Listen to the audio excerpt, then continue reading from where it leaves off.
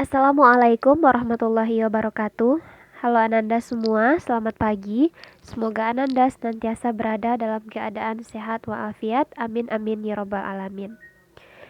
Baiklah Ananda, setelah melaksanakan UHA, kita akan lanjut ke materi bab 2 yaitu mengenai enzim dan metabolisme sel. Nah, untuk pertemuan kali ini atau video kali ini itu kita akan fokus membahas mengenai enzim terlebih dahulu. Nah, sebelum masuk ke materi, Ibu ingin bertanya kepada Ananda. Tentu Ananda pernah membuat teh di rumahnya atau mungkin melihat ibunya membuat teh. Untuk membuat teh ini, tentu kita membutuhkan beberapa alat dan bahan. Misalnya saja untuk tempat wadahnya kita membutuhkan gelas. Nah, nanti dibutuhkan lagi gula dan air panas serta tehnya. Dalam pembuatan teh ini, tentu kita akan masukkan terlebih dahulu komponennya, baik itu gula dan teh. Kemudian kita masukkan air panas ke dalam gelas tersebut. Nah, apabila Ananda biarkan saja mereka tanpa diaduk, maka tentu akan membutuhkan waktu yang lama untuk ketiga komponen tersebut bersatu hingga bisa menghasilkan satu gelas teh. Sedangkan jika Ananda menggunakan sendok yang digunakan untuk mengaduk, maka komponen-komponen tersebut akan menyatu dengan lebih cepat dan juga Ananda bisa lebih cepat menikmati tehnya. Jadi, perumpamaan enzim dalam kehidupan sehari-hari itu bisa kita umpamakan sebagai sendok yang digunakan ketika kita membuat teh tersebut. Sendok membantu kita untuk membuat teh lebih cepat, namun dalam reaksinya sendok ini tidak ikut bereaksi. Dia tetap pada bentuknya semula, namun dia hanya mempercepat reaksi saja. Untuk peta konsep pembelajaran kita mengenai enzim, Ananda bisa lihat bahwasannya dalam materi ini kita akan mempelajari apa pengertian enzim, kemudian komponen penyusun enzim yang terdiri dari apoenzim dan kofaktor, kemudian sifat enzim, cara kerja enzim yang terbagi juga menjadi dua. Pertama itu ada teori gembok dan kunci, dan yang kedua teori kecocokan yang terinduksi. Kemudian ada peranan enzim, dan yang terakhir ada faktor yang mempengaruhi kerja enzim meliputi suhu, derajat keasaman, hasil akhir atau produk, konsentrasi enzim, konsentrasi substrat, dan zat penghambat. Baik Ananda, kita masuk ke materi pertama yaitu mengenai apa itu enzim. Nah, enzim itu sendiri berasal dari bahasa Yunani yaitu en yang berarti dalam dan zime yang artinya ragi. Jadi enzim ini merupakan suatu senyawa protein yang diproduksi oleh sel-sel makhluk hidup dan berfungsi sebagai biokatalisator. Enzim akan meningkatkan laju reaksi metabolisme tetapi tidak ikut bereaksi.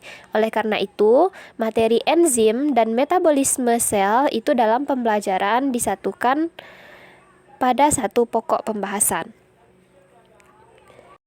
Setelah memahami apa itu enzim, selanjutnya kita akan bahas apa saja sih komponen penyusun enzim. Komponen penyusun enzim itu kalau dikelompokkan terdiri dari dua komponen. Pertama yaitu apoenzim dan yang kedua kofaktor. Apoenzim ini terdiri dari molekul protein, sedangkan kofaktor terdiri dari molekul non-protein. Nah, kofaktor sendiri itu menurut jenis ikatannya, kofaktor ini terdiri dari tiga. Yang pertama ada gugus prostetik yang terdiri dari molekul-molekul organik yang terikat rapat dengan enzim. Kemudian yang kedua ada koenzim yang terdiri dari molekul organik non-protein kompleks yang terikat renggang dengan enzim. Dan yang ketiga terdiri dari ion anorganik yang terikat dengan enzim atau substrat kompleks. Nah, setelah mempelajari komponen penyusun enzim, kita akan masuk ke sifat enzim. Jadi, Ananda, enzim ini dia memiliki sifat-sifat tertentu yang memang sebagai ciri khasnya. Pertama, dia ini bersifat sebagai biokatalisator. Yang kenapa dia dikatakan biokatalisator? Karena dia memang berfungsi untuk mempercepat suatu reaksi, dan dikatakan bio karena terdiri dari komponen biotik atau komponen hidup. Nah, berbeda dengan sendok tadi, sendok itu merupakan katalisator saja. Dia tidak dikatakan biokatalisator karena dia bukan benda hidup. Sedangkan enzim ini dia dikatakan sebagai biokatalisator. Nah, kemudian dia dapat terdenaturasi. Apa yang dikatakan terdenaturasi? Enzim ini apabila diletakkan pada suhu tinggi, maka dia akan rusak sehingga tidak dapat berfungsi dengan baik. Kemudian dia dapat digunakan berulang, sama halnya dengan sendok tadi, dia dapat digunakan berulang kali dan tidak hanya terbatas pada satu waktu penggunaan saja. Kemudian sifat selanjutnya, dia dapat bekerja di dalam dan di luar sel. Sifat enzim selanjutnya adalah bekerja secara searah atau spesifik. Jadi enzim ini dia bekerja memang hanya pada bagiannya saja. Apa maksudnya? Misalnya enzim yang berfungsi untuk mencerna lemak, maka dia hanya akan bekerja untuk lemak saja. Ketika diberikan kepadanya karbohidrat atau protein, dia tidak akan mampu menjadi biokatalisator. Nah, selanjutnya yaitu bekerja dengan bantuan kofaktor. Nah, itulah beberapa sifat enzim. Kemudian selanjutnya kita masuk ke cara kerja enzim. Nah, untuk cara kerja enzim itu ada dua teori. Pertama ada namanya teori Genbok dan kunci, dan kedua yaitu teori kecocokan yang terinduksi. Teori gembok dan kunci. Nah, menurut teori ini, bagian sisi aktif enzim digambarkan mempunyai bentuk spesifik dan tidak fleksibel, sehingga enzim hanya mengikat sisi substrat tertentu saja. Dalam teori gembok dan kunci ini, yang berperan sebagai gembok itu adalah enzim dan substratnya adalah kuncinya. Nah, kemudian untuk teori yang kedua yaitu teori kecocokan yang terinduksi. Menurut teori ini, enzim digambarkan pada bagian sisi aktifnya itu dia bersifat fleksibel sehingga dapat menyesuaikan dengan sisi substrat yang ada. Nah, itulah dua teori yang menggambarkan mengenai bagaimana enzim ini bekerja. Nah, Anda bisa lihat pada gambar ini pada teori gembok dan kunci ini. Jadi substrat ini seolah-olah sebagai kuncinya, sedangkan enzim ini sebagai gemboknya. Jadi keduanya harus memiliki kecocokan. Kalau tidak cocok, maka dia tidak bisa bekerja. Sedangkan untuk teori kecocokan yang terinduksi, enzim itu dia mampu menyesuaikan bagaimana bentuk substratnya. Meskipun awalnya dia itu tidak berbentuk permukaan sisi aktifnya itu tidak memiliki bentuk yang sesuai dengan substrat, namun dia akan mampu menyesuaikan dan hingga akhirnya bisa membentuk enzim substrat kompleks. Nah, baik Ananda, kita lanjut ke materi selanjutnya yaitu mengenai peranan enzim. Nah, peranan enzim ini ada 8. Pertama, dia berperan sebagai reduksi, yaitu reaksi penambahan hidrogen elektron atau pelepasan oksigen. Kemudian sebagai dehidrasi, yaitu pelepasan molekul uap air. Kemudian oksidasi, yaitu reaksi pelepasan molekul hidrogen, elektron, atau penambahan oksigen. Berbeda dengan reduksi yang pelepasan oksigen, oksidasi ini dia penambahan oksigen. Kemudian ada hidrolisis, yaitu reaksi penambahan air pada suatu molekul yang diikuti pemecahan molekul pada ikatan yang ditambah. Kemudian ada deaminasi, yaitu reaksi pelepasan gugus amin. Dekarbosilasi, yaitu pelepasan CO2 dan gugus karbosil. Kemudian fosforilasi, yaitu reaksi pelepasan fosfat. Dan terakhir yaitu transferase, yaitu reaksi pemindahan suatu radikal. Nah, itulah peranan enzim. Dan selanjutnya yang terakhir yaitu mengenai faktor-faktor yang mempengaruhi kerja enzim. Nah, seperti halnya diri kita sendiri, enzim ini juga bekerja dipengaruhi oleh beberapa faktor. Nah, faktor-faktor ini nantinya bisa membuat enzim ini bekerja lebih optimal dan bisa juga membuat enzim ini menjadi tidak optimal. Nah, kita akan mempelajari satu persatu apa saja faktor-faktor yang mempengaruhi kerja enzim. Pertama yaitu suhu. Nah, enzim dia ini bekerja pada suhu optimal.